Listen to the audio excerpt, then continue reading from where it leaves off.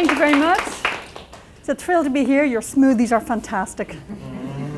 I'm going to read just a couple of pages from this because what I really love is answering questions and chatting, so I don't want to read too long. But on the other hand, I love giving readings, so I can't quite do without that. I wrote frog music because about 15 years ago I came across a particular unsolved murder, and there have been a lot of unsolved murders in the world. You can't worry about them too much, but this particular one was of a 27-year-old frog catcher who made her living collecting sacks of live frogs and delivering them to San Francisco's Chinese and French restaurants. And to do this, she wore trousers, and that meant she got arrested roughly once a month under San Francisco's little-known anti-cross-dressing laws. So she's the kind of character who, if you dropped her on the streets of San Francisco now, she wouldn't nobody would bat an eyelid. That's the metaphor I'm looking for. But in 1876, her attitude to gender, her playful, individualistic, do your own thing kind of attitude was unprecedented. She never disguised herself as a man. She just swaggered around town in her pants and her pistol, which in fact she'd, taken out on kind of hire purchase from a pawnbroker. It didn't even belong to her. Somebody shot her through a window at 27. And the other woman in the room who emerged unscathed was this French erotic dancer called Blanche Beunon. And I'm going to read you a little scene where Blanche is she's performing on stage at the House of Mirrors Bordello. Here we go. Blanche goes to stand outside the stage door, recognizing the final thumps of Fabienne's flamenco skipping rope act. The piano has been tuned, which is some relief to her. Blanche goes over her routines in her head, trying to block out the sound of Madame's hushed, thrilling voice as she warms the crowd up for the enigmatic Blanche la danseuse. Blanche opens the stage door a crack to check whether the lights have gone low, and she waits for silence. The excited babble of the audience dies away in the near dark. Blanche walks out onto the stage as formal as some courtier, and a storm of applause rises when the lights flare up. Blanche averts her face from them until the cheering subsides. She makes a rapid scan of the whole room. Not a single red velvet chair is empty. The tune is a nervous tarantella, slow at first and then it starts to hurry and Blanche twitches. This one's a simple routine, no intricate steps to remember or fleets of flexibility to perform. Blanche simply pretends there's something in her clothes. Flea, spider, skeeter, bee, wasp. It really doesn't matter as long as she imagines it vividly enough. And the music is half the trick of this one. Stop and start, itchily agitated, then more and more maddened as the invisible parasite starts to bite. Madame has always advertised Blanche, the lively flea, as having the speciality of the tarantella, straight from gay Paris. And in June, when some girl over on California Street started doing the dance, Madame sent a bouncer over to put paid to that. But the fact is, Blanche picked the gist of this act up from another showgirl who spent only a few weeks at the House of Mirrors before heading off to Chicago. The only difference is that Blanche plays it for earnest, not for laughs. Tonight, what she pictures up her skirts is one of those vicious mosquitoes from San Miguel Station. So she flinches, twists, spins around on herself. Her fingers pursue the invisible invader up her gloves, down her neck, under her sweeping black hem. Every customer in the house must be able to imagine where the bug has got to, every fold and crevice. The tarantella is driving Blanche out of her mind now, and she's peeling her gloves off and flinging them away towards the audience. Her own hands molesting her, plunging up her skirt, raking her thighs, clawing at her skin as if she wants to shed it. She's not even wearing flesh-colored tights tonight because she has broken with protocol, and her pale, flawless legs are bare, and her eyes are terrified. She wrenches off the little bolero jacket, hearing a seam rip. She fights her hair in its chignon till it falls down. She tears the black satin bodice open down the middle, and fake pearls explode onto the boards of the little stage. Some of the men in the audience look more alarmed than aroused, it occurs to Blanche, but does she give a good goddamn? She goes into one last fit of frenzy and collapses in the middle of the stage.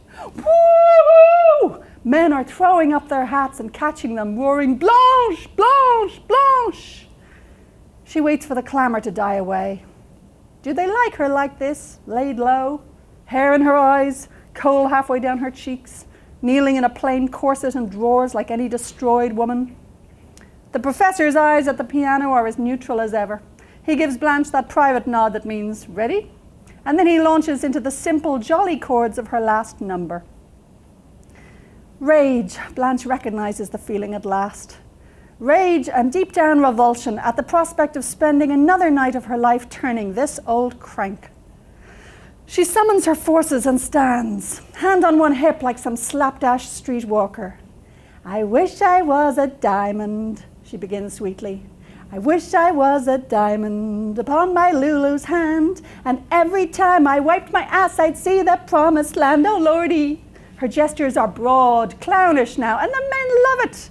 For the chorus, she throws out her arms, conducting the audience like an orchestra. Bang away, Lulu, bang away good and strong. Oh, what'll we do for a damn good screw when our Lulu's dead and gone? I'll leave that there.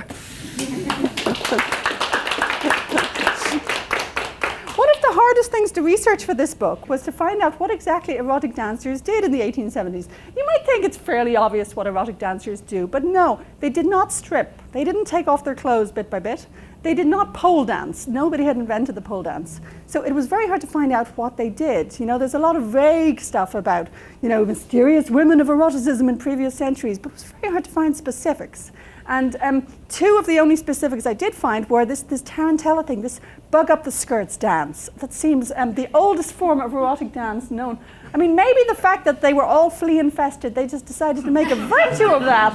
I cannot imagine thrilling an audience nowadays by pretending that you're infested. We just have different standards. And another kind of dance they did a lot was the skirt dance, where they would have this huge skirt, 44 feet around, and they would sort of hide in the skirt, you know, make a butterfly of it, make a screen of it, and then at the end they would undo the skirt and have it kind of swoop over the audience. And I decided that I didn't know whether these dancers sang, but there were so many good songs around that I decided we had to include some songs in it. And I had to find out of copyright texts for all the songs, which proved very difficult because often song lyrics just float around online. And everyone says, oh yeah, here's an old version. And you're thinking, how old is that version? I need specifics.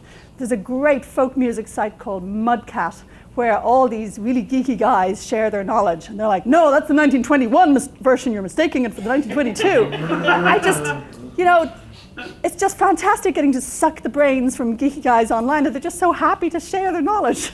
So I found really early versions for most of the songs, but that Lulu song was almost impossible to track down because it was a dirty song, and some of the later verses are far worse.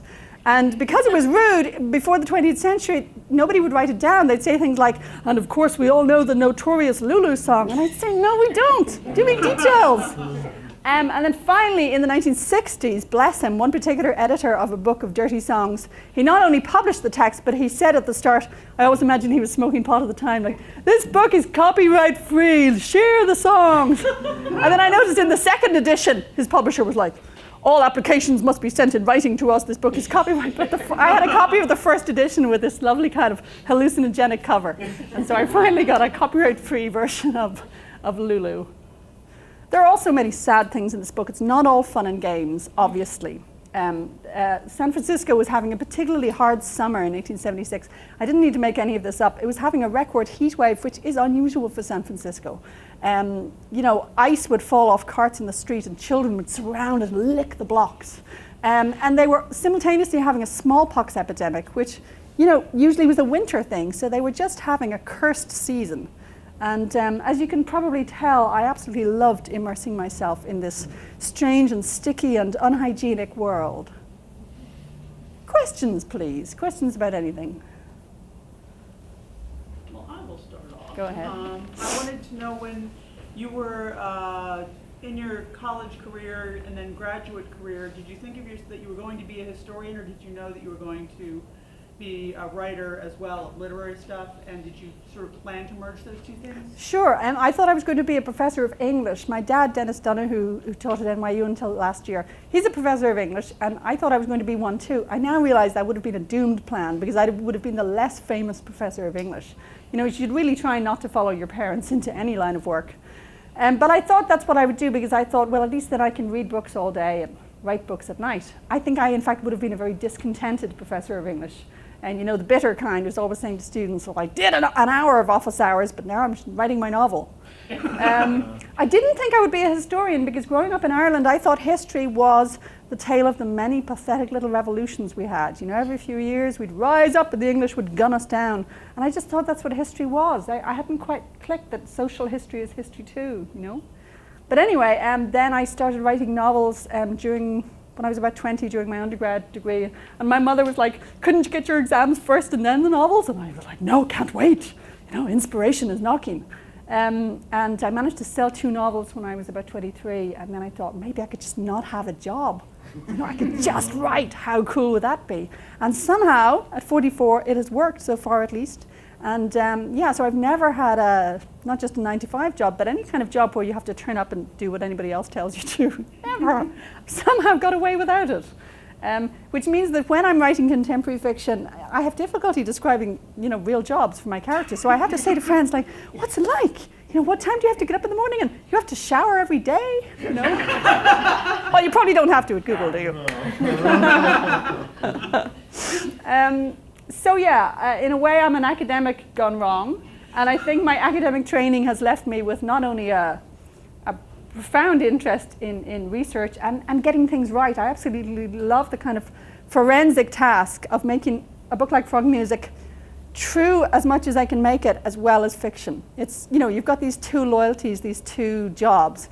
I would say there are about 26 characters in Frog Music who are real people from the time. Often all I know is one tiny thing, like one particular French prostitute in the gold rush, Maria Lafourge. She got in a fight with her pimp and he threw acid at her, which was the crime of the day. That was very common in those days. And she had kind of half a face. So I just thought, she's irresistible. I have to include her as an older woman in my novel set 20 years later, you know, wandering around San Francisco with this mangled face. So I'm not suggesting that I'm able to completely conjure these people up as they were, but I give them at least a moment in the spotlight again. I always assume they're grateful, you know, because otherwise they'd be completely forgotten. Whereas if you're writing about really famous people from the past, you might feel that they're like, don't bug me, don't dig me up again. But the kind of obscure nobodies and oddities that I write about, I always assume they're grateful for a little attention, you know. So how do you write? Sort of the mechanical question, given that you don't have to get up with the alarm at 6:30 and get on the train, what do you actually do? Well, a great thing that structures the day is children. So I used to be able to write any old time, and so sometimes I'd find it a bit hard to get started. But now, when my kids are deposited on the school bus, I just feel this surge of adrenaline. They're gone! I can write! And so I run to my desk. And these days I run at my desk as well because I use a treadmill for about half the day. And again, it'll be not that exciting to you, but in the writing world, it's fairly freaky still to use the treadmill. Yeah, we have a few of those around the building. Yeah, fantastic. You see, I hate exercise, so the idea that I can be exercising without knowing it while I'm writing is fantastic. For the first year, I was getting static shocks because nobody had told me about anti-static bracelets. I should have asked earlier. I just thought it was part of the process, you know. And so I would say the day alternates between sitting down writing, standing up writing, I do a huge amount of planning. I use a really good Apple program or program for Apple Mac called Scrivener, which, see, I used to use Word, and so I'd write my novel in one huge long Word file, and then I'd go, where was the bit about the dog? I'd search for the dog, cut and paste sections, you know, occasionally forget to paste a section and lose it and go, you know. I know this sounds silly, but Scrivener lets you write in lots of tiny little sort of postcard chunks and then move them around. So for instance, I started writing this book in chronological order from when Blanche and Jenny and all their friends meet in the summer through to Jenny's murder and the aftermath. I'm not giving too much away because Jenny gets killed on the first page. And so I was writing it that way, and then I thought, you know what, it feels too undramatic just starting with them making friends. I want to start with blood on the floor and then cut back and forward. And so I was able to just move all the scenes around like puzzle pieces. So I'm a big planner, and sometimes when I'm describing this to audiences of book lovers, they look at me like, how cold-blooded you are. You know, but to me, it's like you wouldn't try and plan a building without, you know, blueprints. You wouldn't just say, oh, let's just get creative and build it from the ground up, because it would fall down. And similarly, my books would fall down if I didn't do a lot of planning. And in particular, I'm not very good at plots. I can do dialogue till the cows come home. I'm sort of natural with characters, but plotting, and in particular kind of Suspenseful plotting doesn't come naturally to me. So I do a lot of planning, because if I have got a chart of what happens in each chapter and each scene, then I can easily see that it's a big problem. Nothing happens in chapter 3, nothing real happens. There are no revelations, no major changes. And then I say to myself, let's not have a chapter 3, let's just cut it. So that kind of planning, I think for the last maybe about 4 books, has really helped me tighten the narrative thread. Whereas I think some writers just do all that at an unconscious level. The writers who say that they just sit down and start on page 1 and they don't know where they're going, I think in the back of their minds they must somehow know where they're going. But I need an actual blueprint. And of course you can still change things as you go along. I mean, just because you've committed yourself to the bar fight in chapter 6, it doesn't mean when you get there you can't have a love scene instead. Do you do all the research first then, or is it? I do a lot first, but then, and of course, I don't use most of it. So I'm just looking for that one bizarre little detail. So it's not like researching for, if you're writing an article about a place, you sort of feel obliged to tell people all about the place. I'm more like, what's the one little odd thing, So I do a lot beforehand, and I start to story plan. For instance, one of the newspaper articles I found about Jenny, it mentioned that when the press caught up with Blanche's boyfriend, Arthur, he had a couple of pocks on his face from a recent outbreak of smallpox. And I thought, oh, did they have that at the time? So next thing I knew, I was planning an entire chapter in which Arthur nearly dies of smallpox. So the story sort of arises naturally out of the research. So then I start drafting it, and I have to stop constantly to do more research as I go along. And the research involved a lot of pictures this time, a lot of photographs of San Francisco, architecture that just all crumbled away in the earthquake in 1906. Lots of, say, promotional postcards of burlesque dancers, because nobody was keeping detailed accounts of what they did, and so you have to kind of deduce it from their crazy costumes. Girls wearing horses' heads and bows and arrows and breastplates, and often quite playful military stuff. They'd have a jacket with frogging on it, and military stripes, and then no skirt, So you had to deduce a lot from the pictures. And say some of the amazing photographs of Edward Muybridge. He'd had sort of almost stop motion ones. He would take, he'd rig up a string and take 20 pictures over 3 seconds of either a horse, most famously, or of a woman carrying a towel or something. So yeah, I love the research. I don't find that it gets in the way, So long as you ruthlessly drop anything that doesn't fit, I really don't like any paragraph in a book that sounds like the author is stopping to educate you, So if my point of view character wouldn't care, what political party has won the election, then I don't mention it, Anyone else have a few questions or comments? Googlers are not this shy. So with Room, Yeah. which I'm sure you've gotten this question before, you have children, so although I have children, I wouldn't be able to do it, but I'm assuming that helped in the 5-year-old's voice. I thought what was interesting is not so much the lack of self-pity, because he had no idea why he would pity himself through the whole thing, but it's after they were escaped. And for him, this new freedom wasn't really freedom. And how are you, sort of like the adult and child situations were flipped in the real world, so to speak? I don't have a question. It's just Talk about that. yes, talk about Yeah, it. yeah. In a way, what kind of anchored Room, writing about such a weird one-off situation, is that I kept trying to think of everyday normal experiences we've all had which are like that. Because Jack sort of goes from being in a newborn situation in that he's, never more than a few feet away from his mother. She's eternally available to him. He's still breastfeeding, so he's like a newborn. And then he goes through to being more like a 7-year-old, having to spend lots of time away from his mother even. So I kept thinking of, what's an everyday situation like that? The first time you drop a kid off at play school, and you're thinking the child will be sobbing, and the child walks away without looking back, and you think, where's that intense bond gone? He just used me. So every parent has got those moments, or when you're like playing with the child and you're giving it all you've got, and you think I'm so magical, and then they say, I'm bored. Could we do something else? So those moments of reversal. Or I remember one moment with my daughter where. I briefly lost her on a cliff. We were at a monument to Walter Benjamin in France. It's this amazing glass tube heading towards the sea. So I was having my moment thinking about Walter Benjamin, and then I can't find my 3-year-old, you know. And I just completely panicked, and then I sort of spun around, and there she was. She saw I was all shaky, and she was sort of like, "It's okay, I'm right here, it's okay." And I thought, she's comforting me. This is just, it's a bizarre reversal. Yeah. And similarly, I find as adults, we have to explain the rules of our society to children all the time, because in a way, they're always new. The first time you have to explain to a child that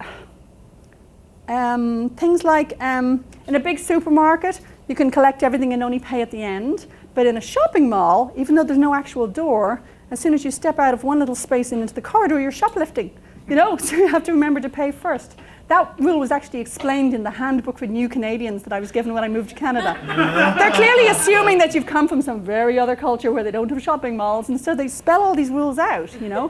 And I remember thinking a child wouldn't know that, so a child would accidentally shoplift, a child would, you know, rush towards a dog and get their hand bitten, as my son did. A child would hug somebody who they're not meant to. So I just thought Jack is just like that, but he's having to learn the rules all at once instead of gradually over a number of years, you know. But it was a very interesting exercise. It was a, you know, defamiliarization effect on my entire life. Everything I looked at, I'd say, wow, if you'd been living in a locked room, that would look very different. Yeah. And a lot of it, you know, a lot of our world seemed incredibly stressful from Jack's perspective. And I put myself in the book as a bad Starbucks mom. I have Jack brought to Starbucks, and there's a moment where he's noticing some mother who's like fobbing her child off with a giant cookie, you know, so that she can talk to her friends and check her messages, you know. I thought that's me, you know, the part-time mother, saying, "Leave me alone so I can write my scene." That book made me feel like such a bad mother. But luckily in this book, Blanche has a baby who she's very neglectful of, and I felt like a great mother compared with her. So this one, it was a real refresher, you know. I mean, by 1870s standards, I'm supreme as a mother. So where did the idea for Room come from? It happened to be the Fritzl case in Austria that inspired it. But I remember thinking, okay, I don't want anyone thinking I'm writing about a real victim here. That would be tacky. So, because when you write about people in the past, that's fine. They're never going to knock on your door. But writing about real people now, that gave me the creeps. So I thought I'll set it in America, very far away from Austria. And in the Fritzl case in Austria, she and her children were in an underground dungeon, and I thought, okay, I'll make it above ground in a shed with a skylight. It'll be totally different. And then right after I'd written the book, J.C. Dugard was discovered in a shed in California, and I thought, you just can't win, you know? You can't win. And then the Cleveland case happened, and I had people blogging saying, Emma Donoghue must feel so guilty that she's inspired this crime. I thought, you know, don't tell me that those monsters read literary fiction. I just don't believe it, you know. I mean, copycats all have other crimes to copy from. They don't need to read novels to do it, you know. It's funny, you get so used to a particular subject you're researching, like, you know, smallpox or, you know, infanticide, that you learn to be able to talk about it quite flippantly, and then you suddenly think, I've just said the word rape and I'm giggling, you know. It's awful how you get used to whatever your topic is. What's coming up next for you? Well, you see, with Frog Music, I set myself the challenge of making it a real murder mystery as well as a literary novel. I thought, you know, the mystery side of it has to work, because people who like crime, they read it a lot, and they're very sophisticated readers of crime, and they do not want you to make some pathetic, half-hearted attempt at crime. It's got to work. There's a kind of a contract with the reader. And similarly, basically, I found it so enjoyable to have that particular kind of gun to my head. Like, at every point I was like, will the crime fans be happy enough? Will they accept this as a real crime novel? Now I'm trying to write a children's book, and that's way scarier. Because, you know, a lot of writers think, oh, I've written for adults, I can write for children. Or, oh, I'm a mom, I can write for children. But I don't assume that any of these things give me the ability to write for children. So in another month I have to submit the first draft to my son and his two best friends, and I'm terrified. So I've written up a kind of a reader's report for them to fill in for me. I'm trying to give them questions that won't hurt my feelings. So I don't at any point say, do you like this book? I say things like, which character did you find most interesting? But of course they could still subvert this by going, none. You know? Because, you know, kids just have no tact. So I'm nervous about that. But on the other hand, I'm planning a 5-book series. So I'm very confident in one way. Or rather, with every book, I found that if you just, from the very beginning, assume it will be published in a lovely cover and give it a title, and even write the You know, there's blurbs on the jacket. I write them very early on before the book. It's like, if I fake it, somebody will make it, you know. I'll call it a room, and I'll even talk about it in public to Googlers, and therefore it will happen, you know. So does anybody else have anything they would like to add or ask or anything? We do have McNally Jackson in the back with us. Yay, they have copies of both Frog Music and Room. These are the subsidized editions that you can get for $10 cash. And so you can, maybe Emma will sit for a few more minutes and sign copies of them for us. And so if anybody else, unless there's anything else to ask, let's just hang out and chat for a couple minutes. And thank you, Emma. Thank you, that was fun.